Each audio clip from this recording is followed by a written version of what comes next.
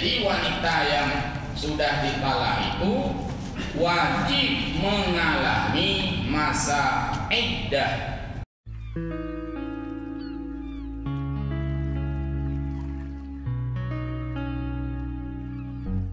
A'udzu billahi minasyaitonir rajim. Bismillahirrahmanirrahim.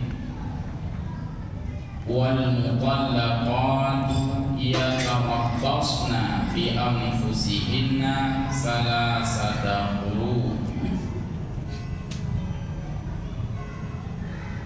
wa la yahillu lahunna ay yaktumna ma khalaqallahu fi arhamihin in kunna yu'minna billahi wal yawmil akhir wa bu'ulatuhunna ahaqqu bi raddihinna fi dzalika in aradu islaha wa lahunna mislu alladhi 'alaihinna bil ma'ruf ila akhir ayat. Jadi kajian malam ini dalam surah Al-Baqarah ayat 225. Kita lihat dari berbagai penjelasan kutubut tafsir, kitab-kitab tafsir yang muktabar yang telah ditulis oleh para ulama-ulama. Ayat ini sangat sering dibaca oleh KUA wal mutallaqat, dan ayat ini sangat sering dibaca oleh pihak pengadilan agama karena berkaitan dengan persoalan talak. Orang yang benar tu malu kata cik.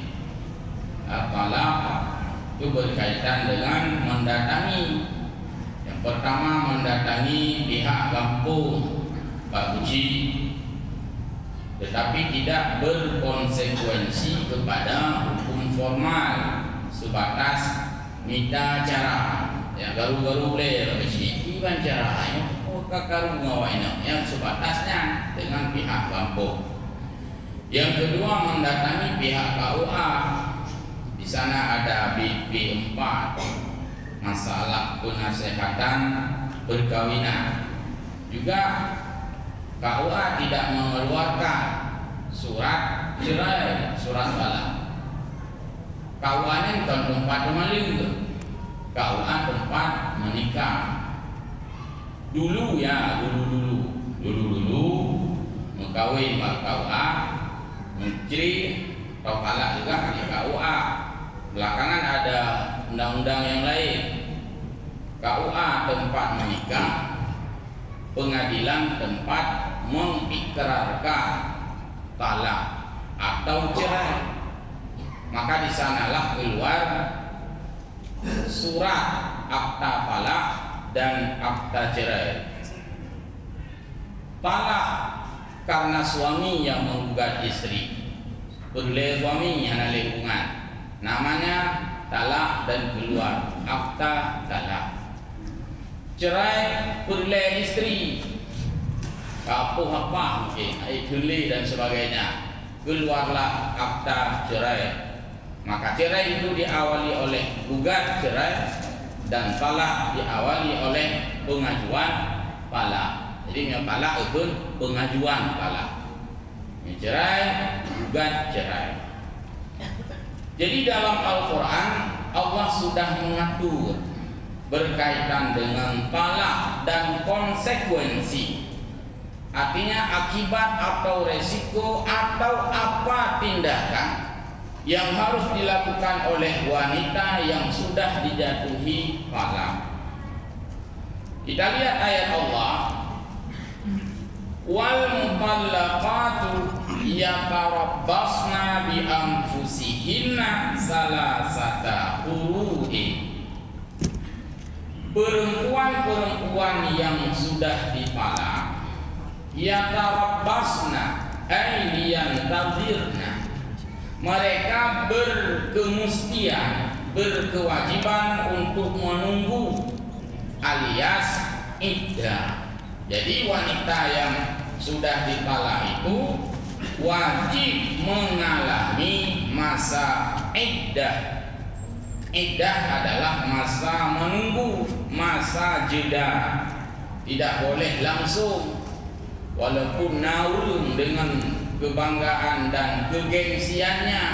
Hai puaka dimah nang betul lagi kan betul lain bukan tengah hadiu. Payah pre masa-masa iddah. Nah, jadi kalimat-kalimat itu sering kadang muncul. Aku gagal dengan suami. Terus hanaga suami yang betul oleh suami. Oh, hampir kaya. Tengok nalai bukan tengok. Jadi harus yang tarabasna. Harus mengalami dan melalui proses menunggu, waiting. Itulah iddah dalam bahasa agama. Amin nikah. Iddah ini artinya menunggu untuk baru boleh nikah. Sedangkan yang lain tidak ada hubungan dengan iddah. Jadi iddah hanya dalam kaitan menunggu, tidak boleh segera mungkin menikah. Salah satu kuru'in, tempo waktu atau limit waktu atau durasi waktu yang diberikan oleh Allah kepada wanita yang sudah ditalak 3 kali quru. Quru ini terbagi 2 pemahaman. 3 kali quru. Yang pertama, 3 kali quru dalam pengertian 3 kali suci. Itu pegangan dari mazhab Malik.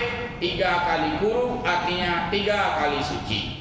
Mazhab Syafi'i 3 kali quru 3 kali suci. Dan mazhab Ahmad bin Hambal 3 kali quru 3 kali suci. Baru seorang perempuan itu boleh menikah atau boleh menerima pernikahan dari orang lain. Itu yang pertama. Bagaimana pengertian 3 kali suci? Seorang perempuan yang ketika dipalak dalam keadaan suci, berarti dia harus menunggu 3 kali suci berikutnya. Berarti kan suci itu ditandai dengan ada masa haid. Haid suci, haid nikah. Jadi harus mengalami 3 kali masa suci. Pada masa ketiga itulah baru boleh melangsungkan pernikahan orang dengan orang lain. Kita simpulkan dari berbagai penjelasan. Katakanlah seorang perempuan, kan dalam kajian fikih, sekurang-kurang haid perempuan itu, sekurang-kurang haid perempuan lahdatan, sesaat, itu sekurang-kurang minimal. Sebanyak-banyak 15 hari. Di atas 15 hari namanya istihadah, ya kabel haid, itu sudah mustahadah bagi perempuan. Jadi tak contohkan Fidraurina mengalami haid 1 hari, katakanlah. Tiganya haid siuro gli. Kita lihat berapa hari nanti dia menunggu masa iddah. Yang pertama, saat dia sedang dalam keadaan suci. Misalnya di hari-hari terakhir dalam keadaan suci, ditalak oleh suaminya. Berarti besok perempuan itu mengalami haid tanggal 1 katakanlah, hitungan Qamariah 1 Muharram. Kemudian tanggal 2 Muharram kan sudah suci dia. Kalau kita anggap perempuan itu mengalami haid 1 hari dan itu ghalib bagi dia, itulah keadaan yang berada bagi dia. Tanggal 2 Muharram berarti perempuan ini sudah yang menjanda tadi, dia sudah suci. Masa suci maksimal 15 hari. Berarti tanggal 16 Muharram itu mengalami haid lagi 1 hari. Tanggal 17 suci lagi, yang berarti kan suci kedua kali. Tanggal 30 Muharram nanti dia masuk masa haid lagi 1 hari lagi. 1 hari lagi. Besoknya sudah masuk suci yang ketiga. Berarti kan sekitar 32 hari. 52 euro urinang yang model lagi kan, yang tipe lagi kan, dia baru habis masa iddah. Kalau perempuan yang seminggu masa haid berarti lebih lama lagi tempo waktu. Kalau ada perempuan yang 15 hari haid berarti untuk masa haid saja 3 kali 15 sudah 45 hari. Jadi yang perempuan berada haid lama semakin lama masa iddah. Perempuan yang mengalami haid seminggu setiap kali mengalami haid lebih middle di tengah-tengah. Perempuan yang mengalami haid hanya sehari berarti lebih cepat lagi. Maka tidak disebutkan iddah perempuan yang haid itu tidak disebutkan 3 bulan, tapi disebutkan 3 kali suci. Mampu dibuka haid urinang haid udah dipeluk bro. Ada sasarannya yang lain, bukan untuk yang perempuan haid.